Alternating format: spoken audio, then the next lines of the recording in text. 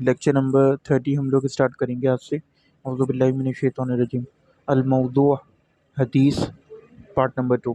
من اشہر الحدیث الموضوع المکذوبہ بمعنی ما فیہ راوٍ کاذب، یعنی کہ وہ مشہور موضوع احادیث جھوٹی جو ان کے اندر کوئی راوی ہے کذاب۔ حدیث توسل بجاہی، جاہی کا مطلب ہوتے ہے وجاہت سے نکلا ہے، جاہ و جلال کہتے ہیں نا، یعنی کہ مرتبہ۔ تو رسول اللہ اس میں سپوزٹلی فرما رہے ہیں کہ توسل اختیار کرو میرے مقام و مرتبے سے، کیونکہ فإن جاہی عند اللہ عظیم، کیونکہ میرا مقام و مرتبہ جو ہے وہ اللہ تعالیٰ کے نزدیک بہت بڑا ہے۔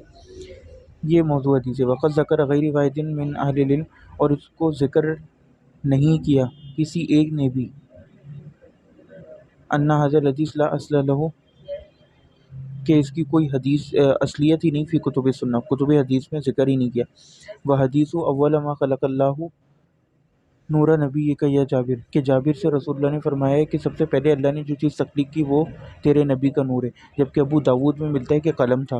بہرکیف یہ بھی موضوع روایت ہے۔ بل منہم من کذب اشد من ذلک فانہ فوق کذب نسبہ الی مصنف عبدالرزاق، اور اس سے بھی زیادہ جو ہے وہ جھوٹے وہ لوگ ہیں جن لوگوں نے اس کی نسبت مصنف اپنے عبدالرزاق کی طرف کر دی کہ یہ اس کتاب کا حصہ ہے۔ آج کل ہمارے کچھ بریلویوں نے بھی یہ بات اٹھائی ہے، انظر الجزء المفقود من الجزء الاول من مصنف عبدالرزاق، کہ مصنف اپنے عبدالرزاق کا جو پہلا جز ہے وہ مفقود تھا، جو اب ہمیں ہندوستان سے مل گیا ہے سپوزٹلی، اور اس کے کاغذ سے پتہ چل جاتا ہے کہ وہ 1200 سال یا 1300 سال پرانی نہیں بلکہ آج کے زمانے کا ہے۔ والمواہب الدینیہ للقسطلانی والفتوحات المکیہ لابن عربی، بتحقیق عیسیٰ مانی الحمیری و تقدیم محمود سعید الممدوح، ان لوگوں نے اس کی تقدیم لکھی ہے۔ زعم الاول انہ حصل مخطوط من الہند، کہ اس کو جو ہے جو عیسیٰ مانی الحمیری ہیں ان کو لگا کہ انہوں نے یہ ایسا انہوں نے وہم و گمان میں ان کے آیا، انہوں نے زعم کیا مذموم کہ ان کو جو ہے اس کا مخطوطہ ہند سے مل کے، وَأَنَّهُ مِن قرن العاشر، اور یہ جو ہے 10ویں قرن سے ہے۔ وَتَابَعَهُ الثانی وَتَوَاطَنَ مَعَ عَلَى إِظْهَارِ ثُبُوتِ الْجُزْءِ، اور پھر دوسرے نے بھی اس کی اتباع کری اور وہ جو ہے اس کے وہ تتبع تلاش کرنے لگے اس کے ثبوت کے لیے۔ وہ کتاب مکذوب مفترا، جبکہ یہ کتاب جو مکذوب ہے، جھوٹی ہے، اور مفترا ایک جھوٹ ہے جو باندھا گیا ہے، افترا کی گئی ہے۔ رکبت اسانیدہ زوراً و بہتانا لتبدو کانہ من روایت عبدالرزاق، اور اس کی جو ہیں وہ اسانید چڑھائی گئی ہیں تاکہ کیا کہتے ہیں لوگوں کو، اور الزام لگائی گئی ہیں تاکہ لوگوں کو یہ باور کرایا جا سکے کہ یہ مصنف اپنے کہ عبدالرزاق کی طرف ہے رحمہ اللہ۔ ومنہا الحدیث المشہور من حج البیت ولم یزرنی فقد جفانی، کہ جس نے حج کیا اور اس نے جو ہے وہ میری زیارت نہیں کری، یعنی کہ رسول اللہ کی خبر کی، میری خبر کی، تو اس نے جفا کی، میرے ساتھ جفا کی۔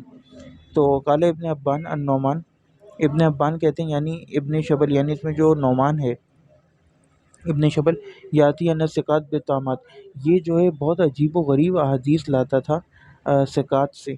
وقال دارقطنی، اور دارقطنی نے کہا الطعن فی ھذا الحدیث محمد بن محمد لا من نعمان، دارقطنی کہتے تھے کہ اس حدیث میں جو مسئلہ ہے طعن ہے وہ محمد بن محمد پہ، نعمان پر نہیں۔